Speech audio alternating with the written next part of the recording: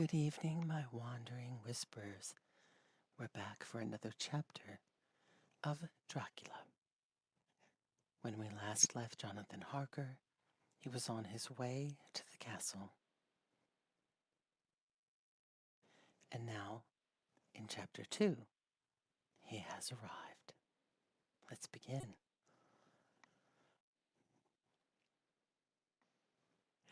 I stood in silence where I was, for I did not know what to do. Of bell or knocker there was no sign, though these frowning walls and dark window openings, it was not likely that my voice could penetrate.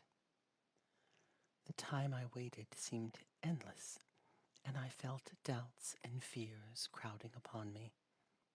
What sort of place had I come to, and among what kind of people? What sort of grim adventure was it on which I had embarked? Was this a customary incident in the life of a solicitor's clerk sent out to explain the purchase of a London estate to a foreigner? Solicitor's clerk. Mina would not like that. Solicitor. For leaving London, I got word that my examination was successful, and I am now a full-blown solicitor. I began to rub my eyes and pinch myself to see if I were awake. It all seemed like a horrible nightmare to me, and I expected that I should suddenly awaken and find myself at home, with the dawn struggling in through the windows, as I had now and again felt in the morning after a day of overwork. But my flesh answered the pinching test, and my eyes were not to be deceived. I was indeed awake, and among the Carpathians. All I could do now was to be patient and to wait the coming of the morning. Just as I had come to this conclusion, I heard a heavy step approaching behind the great door, and saw through the chinks the gleam of a coming light. Then there was the sound of rattling chains and the clanking of massive bolts drawn back. A key turned with the loud, grating noise of long disuse, and the great door swung back. Within stood a tall old man, clean-shaven save for a long white mustache, and clad in black from head to foot, without a single speck of color about him anywhere. He held in his hand an antique silver lamp, in which the flame burned without chimney or globe of any kind, throwing long, quivering shadows as it flickered in the draught of the open door. The old man motioned me in with his right hand with a courtly gesture, saying in excellent English, but with a strange intonation, "Welcome to my house. Enter freely and of your own will." He made no motion of stepping to meet me, but stood like a statue as though his gesture of welcome had fixed him into stone. The instant, however, that I had stepped over the threshold, he moved impulsively forward, and holding out his hand, grasped mine with a strength that made me wince, an effect which was not lessened by the fact that he seemed as cold as ice, more like the hand of a dead than a living man. Again he said, "Welcome to my house. Come freely, go safely, and leave something of the happiness you bring." The strength of the handshake was so much akin to that which I had noticed in the driver, whose face I had not seen, that for a moment I doubted if it were not the same person to whom I was speaking. So as to make sure, I said interrogatively, "Count Dracula?" He bowed in a courtly way as he replied, "I am Dracula, and I bid you welcome, Mr. Harker, to my house. Come in. The night air is chill, and you must need to eat and rest." As he was speaking, he put the lamp on a bracket on the wall and, stepping out, took my luggage. He had carried it in before I could forestall him. I protested, but he insisted. Nay, sir, you are my guest. It is late, and my people are not available. Let me see to your comfort myself. He insisted on carrying my traps along the passage, and then up a great winding stair, and along another great passage on whose stone floor our steps rang heavily. At the end of this, he threw open a heavy door, and I rejoiced to see within a well-lit room in which a table was spread for supper, and on whose mighty hearth was a great fire of logs, freshly replenished, flamed, and flared. The Count halted, putting down my bags, closed the door, and crossing the room, opened another door, which led to a small octagonal room lit by a single lamp and seemingly without a window of any sort. Passing through this, he opened another door and motioned me to enter. It was a welcome sight, for here was a great bedroom, well lighted and warmed with another log fire, also added to but lately, for the top logs were fresh, which sent a hollow roar up the wide chimney. The Count himself left my luggage inside and withdrew, saying, before he closed the door, You will need, after your journey, to refresh yourself by making your toilet. I trust you will find all you wish.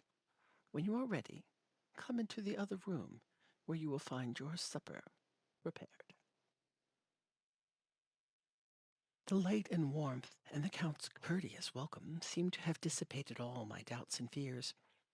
Having them reached my normal state, I discovered that I was half famished with hunger, and so making a hasty toilet, I went into the other room.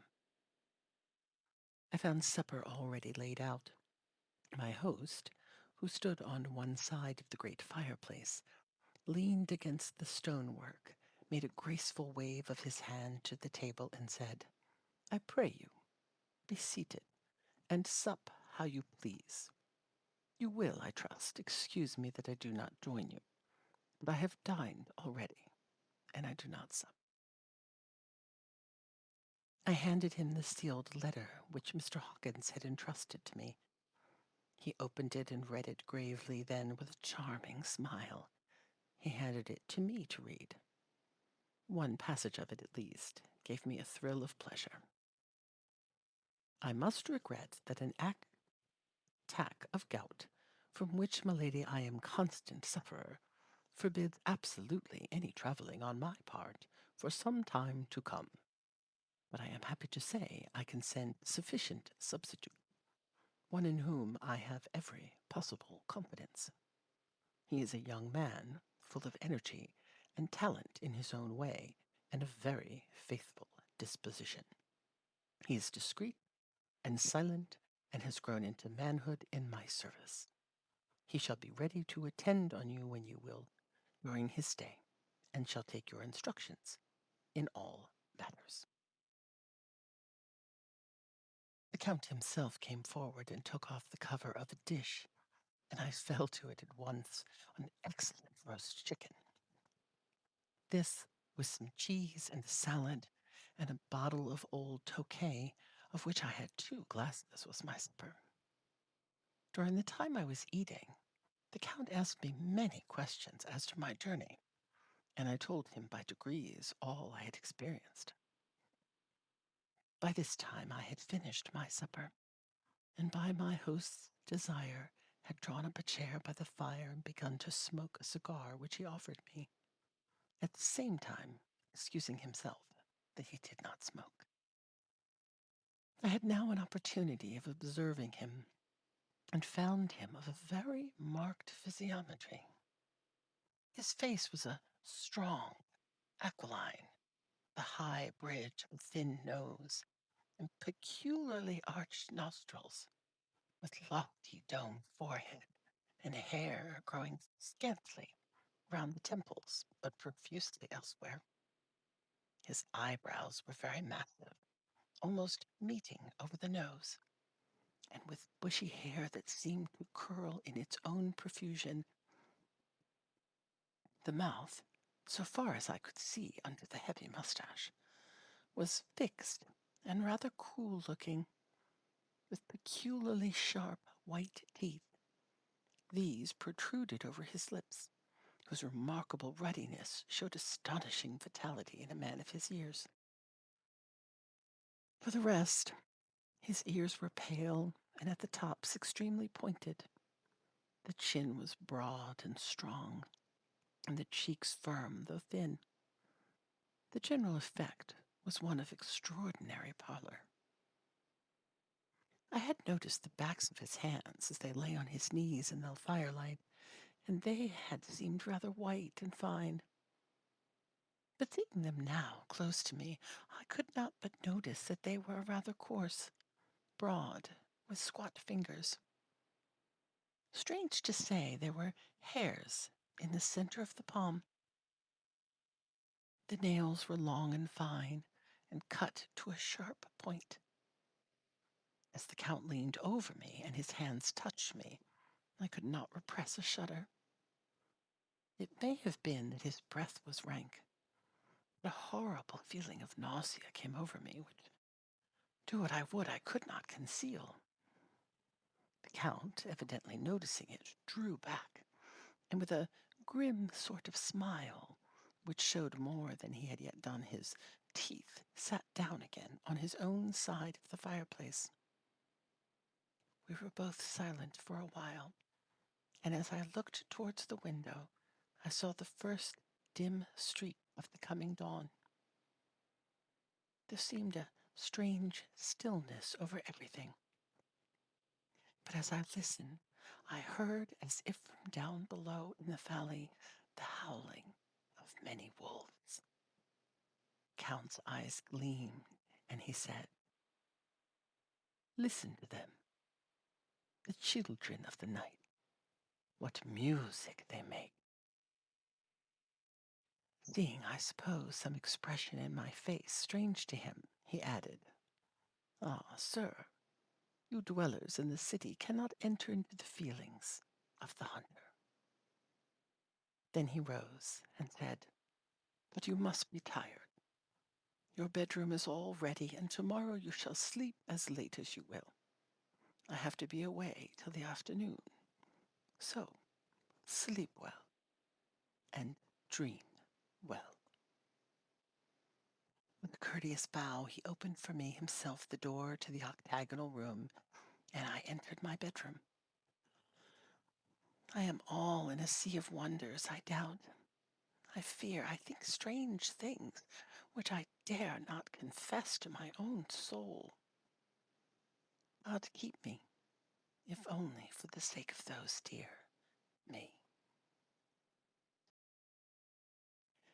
And with that, I wish you and Jonathan Harker a good night, sleep, and pleasant dreams.